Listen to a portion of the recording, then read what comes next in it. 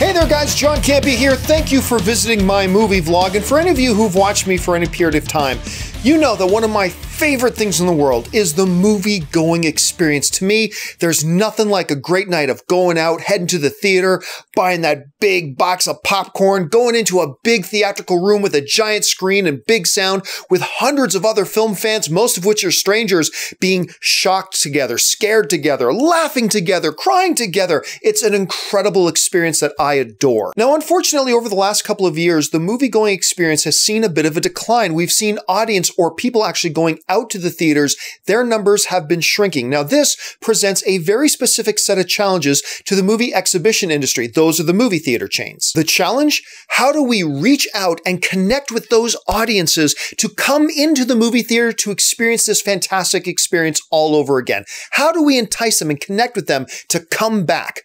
Well, instead of doing that, apparently the Hollywood studios and these movie theater chains have just been thinking of brand new ways to screw you. Take, for example, the concept of demand-based ticket pricing. Now, this is something that the studios have actually been trying to push the movie exhibitors, the movie theater chains, to doing for a long, long time. But up until now, the movie theater chains have resisted Hollywood and the studios and their demands.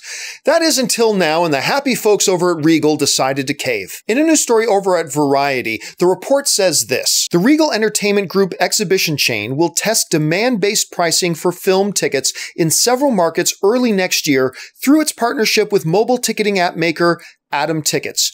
The move could lead to higher ticket prices for blockbusters and lower prices for unsuccessful films. Let's put this into perspective. On its surface, the bill of goods that the Hollywood studios and Regal Cinemas, and pretty soon all the movie theaters, I'm sure, are trying to sell to us, the consumers, the market. They're trying to sell this idea to us.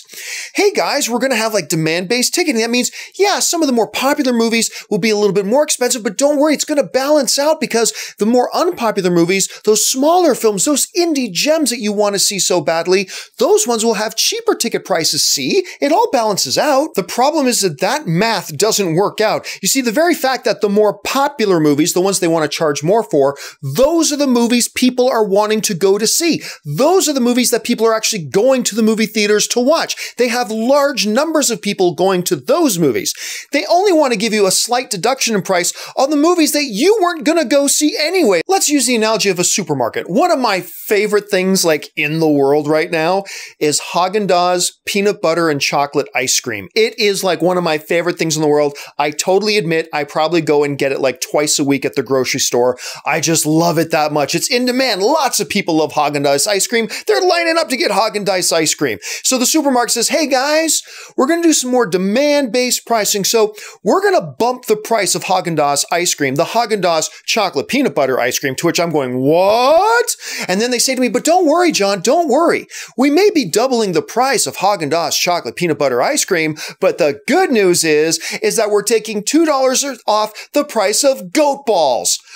Goat freaking testicles. Don't worry, it all balances out. Yeah, because I've been getting in line twice a week trying to get my goat balls. I was just calling my buddy Eric the other day saying, Eric, you know any places got some good prices on goat balls? So if you're raising the prices on the things I do want and lowering the prices on the things that I'm not buying anyway, you're not saving me any money. You're not giving any value to the consumer. You're just lining your own pockets more. This is an unbalanced equation. And this whole concept is completely self-defeating for an industry that needs to try to save itself. Look, if you want to get more people coming back to the movie theaters, if you want to get the average Joe and Mary out there to get back into the habit of coming to the movies and watching movies, then it's movies like Star Wars, The Last Jedi, the movies that everybody's going to see. These are the movies that you're more likely to get those average film fans out to the theater to watch. And these are the movies that you want to alienate them from. These are the movies that you want to make it more difficult for them to come to. It's these movies, the ones that are attracting and bringing audiences into the theater. These are the ones you should be making even more attractive to the average audience instead of goat balls. Yeah, you want to see Justice League in November? Great. The ticket price is now $28, but don't worry, you can see Geostorm for $5. The problem here is that this is a self-defeating strategy. Look, you guys are in business. I understand that. The point of business is to make money, and I'm not faulting you for that at all, except for the problem that you are trying to make $5 today at the expense of making $50 tomorrow. Sure, you come up with this excuse to raise prices on the high demand movies and you make a little bit of extra money today. That's great.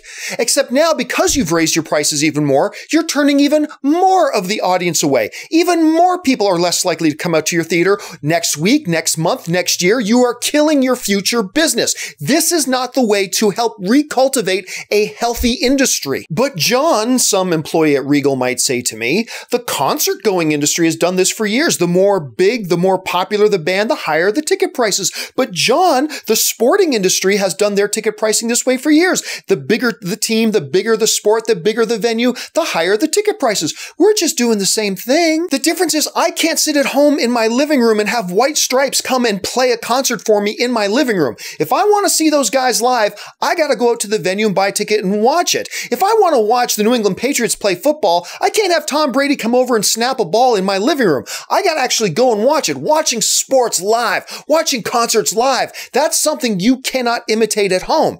The movie-going experience can be simulated at home. Sitting in your chair and watching drama play out on a screen, people can do that at home. You are fighting a different type of enemy there. Your industry requires you convincing people, hey guys, get up from your seat at home and come to one of our seats and watch what we've got on our screens. And that you've got to think differently than the concert-going industry, than the sporting industry, than the airline industry, than any other industry that uses demand-based ticket pricing. So this is a shocker screw job in both holes. Hole number one, the fact that they're just trying to get more money out of us, the audience member, without offering anything in return. No value add for the extra money that we got to pay them. Screw job number two is the fact that they're hurting their own industry. Instead of attracting new people to come back to the theaters, instead of convincing those once regular movie-going audiences to come back to the theaters again, you're instead alienating them even more with this ridiculous ticket pricing structure. This is a short-sighted, lose-lose situation for the industry and for fans, and I can only hope that somebody with some common sense in those head executive offices realize that and stop this thing dead in its tracks before it catches on with everywhere and just kills the industry entirely. Anyway, guys, the big question here is, what do you think of the whole concept of demand-based ticket pricing? Jump into the comment section below and let me know your thoughts, even if they're different from mine.